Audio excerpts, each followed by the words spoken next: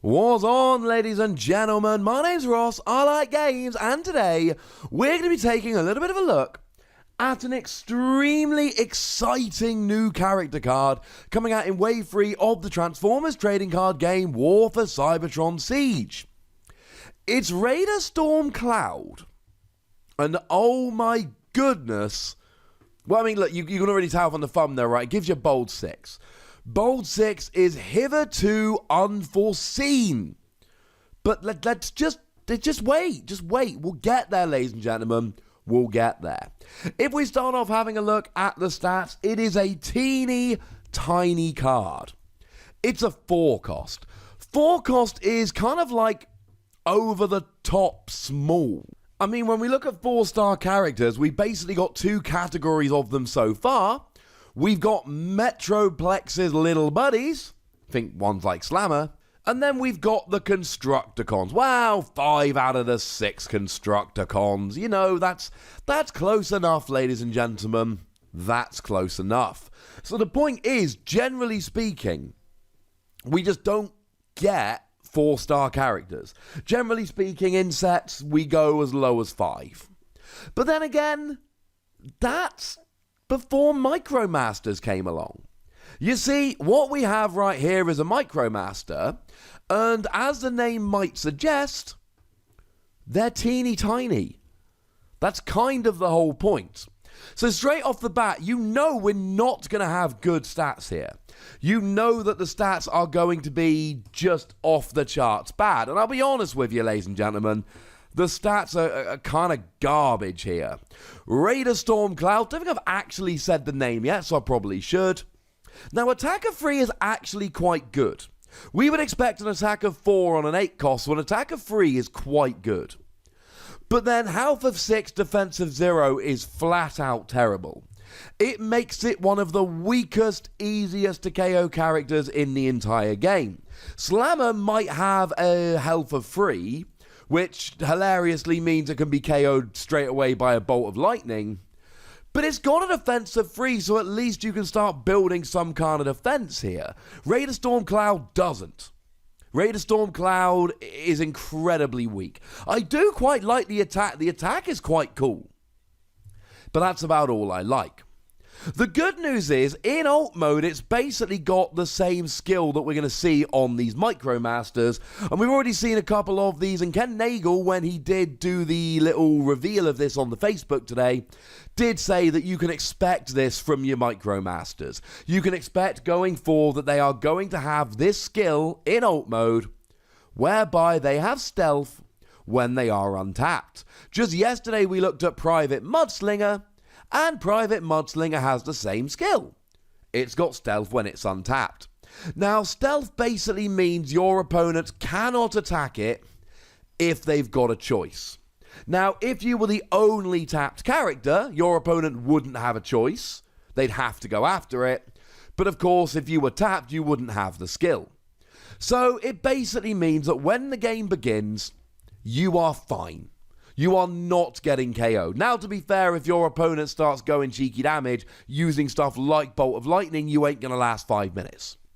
That's sad. But they can't just go ahead and attack you. Now, the caveat to this, if all of your characters have stealth, none of your characters have stealth. So, something to bear in mind if you're playing a very stealthy deck. So it basically means while you're untapped, you've got immunity. Your opponent has to go after something else. As soon as you tap, either by attacking or using the bot mode skill, more on that in a moment, then it's open season and you can be taken down. But until that happens, you're golden.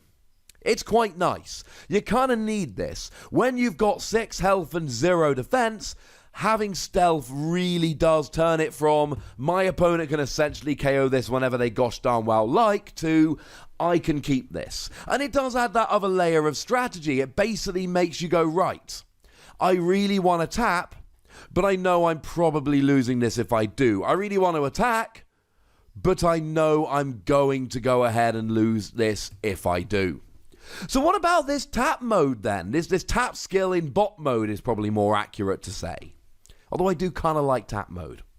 It is like we see with these Micromasters. And it reads, When you tap it, you scrap 3 green icons from your hand. One of your characters gets bold free until end of turn. Bold free is good, incidentally. Bold free is very good. But if the 3 scrapped cards have the same name, instead that character gets bold 6 until end of turn.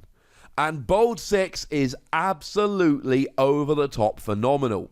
Bold 6 is as high as we get, ladies and gentlemen. We don't get any higher than bold 6.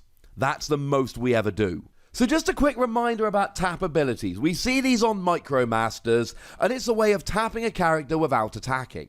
Now the downside is, essentially, once you've tapped all of your characters, there's no more attacking until your opponent's tapped all of theirs. So if you tap your character without attacking, you are essentially giving up an attack that's very bad. The upside of tap abilities, very simply, is that you can use this in addition to everything else. So during your turn, you get to flip a transformer, play an action, play an upgrade, and use a tap ability. Similarly, on the first turn of the game when you're restricted, you can still use a tap ability. This gives you extra stuff to do, and right at the beginning of the game, being able to tap this and then give a character bold 6 means you can pull off an absolutely over-the-top phenomenal attack before your opponent's even had a chance to take a turn. And remember, if your opponent hasn't taken a turn, then they've not tapped any of their characters, and if they've not tapped any of their characters, it is open season. You can attack whoever you like. Unless, of course, like Raider Stormcloud, they have stealth. Now, one thing a bunch of people have pointed out in response to the Facebook note, and it is a valid concern, how often are you going to have 3 cards with the same name in your hand? Especially, say, on the first turn, what are the chances you're actually going to have them? And the answer is probably fairly low, if we're honest. The stats, the maths does not work out for that. But remember, we're talking green icon cards. And green icon cards means that when you flip them while attacking or defending, at the end of the battle, you may swap 1 card in your hand for 1 green icon card that you flipped. That's when it gets really good. Because now you can basically manipulate it more easily, especially if you are playing around with other kinds of bold or indeed tough. You'll be flipping extra battle cards. You will run into this more easily.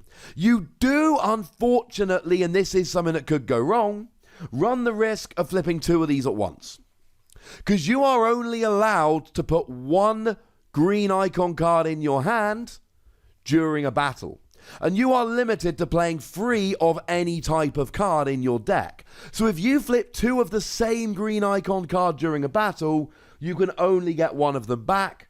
And that means that you are going to really struggle to get 3 of these in your hand, 3 of the same things in your hand, because you got to wait until your deck runs out and your scrap pile turns into your deck, and that ain't going to happen all that often. However, really good news, even if you can't get 3 of the same green card, you can still get 3 green cards and give yourself bold 3, so that's not too bad. I also do need to give a quick shout out to Dinobots Whoop Bombardier. This is the Wave 2 Dinobots Whoop, which after you attack, you may put a battle card you flip this attack that has at least 1 green icon into your hand. That will help you to get 3 of the same ones in hand. So now that we've talked about how easy it is or not to get this skill working, we can talk about bold. And bold 3 is great. So there are ways to get bold 3, but they're not easy. So if we go back to wave 1, you can actually just get bold 3 on Power Sword. But that's for melee characters only. And we can do better than bold 3. In wave 2, we had Superior Cannon, which will actually give you bold 4 for the low price of having already played a tech research that turn, which is not easy. Although, funnily enough, tech research is a green card if that's what you're into. We also saw back in the Metroplex deck, we did actually have height advantage, which is really good. Height advantage gives you bold 4 as well, just so long as you're a Titan. As it stands at the moment, there is only 1 Titan in the game, in the TCG. It is Metroplex. Now, We can actually go further than this. Back in Wave 1, we had Dino Chomp, which gave you Bold 5. If you were a Dinobot and you discarded your entire hand, that's not easy. And we can actually get Bold 6. Bold 6 is technically possible, but you gotta use Focus Fire. Focus Fire has a green and an orange pip, and it reads, for each Focus Fire you've played this turn, one of your characters gets Bold 1. You may play another Focus Fire. So the first gives you Bold 1, the second gives you Bold 2, Bold 3 in total, the third gives you Bold 3, which adds up to Bold 6. And Mr. Nagel did say in his reveal note today that these Micromasters do have tap abilities themed after particular cards, and clearly this is the tap ability version of Focus Fire. Now there is an argument that if you can get free Focus Fire in your hand, just play Focus Fire, then you don't have to tap one of your characters, and I would agree with that. But remember, this works for any green icon card, not just Focus Fire. The fact that you can give a character Bold 3 or even Bold 6, and you're a 4 cost which gets protection until it's tapped, really makes me think people are going to play around with this. This is an exceptionally cheap card, and look, we play Thrust. Thrust sees quite a lot of play at the moment. I've seen a lot of deck lists with Thrust in. And Thrust in alt mode, you basically tap it to increase another character's attack by Thrust's attack.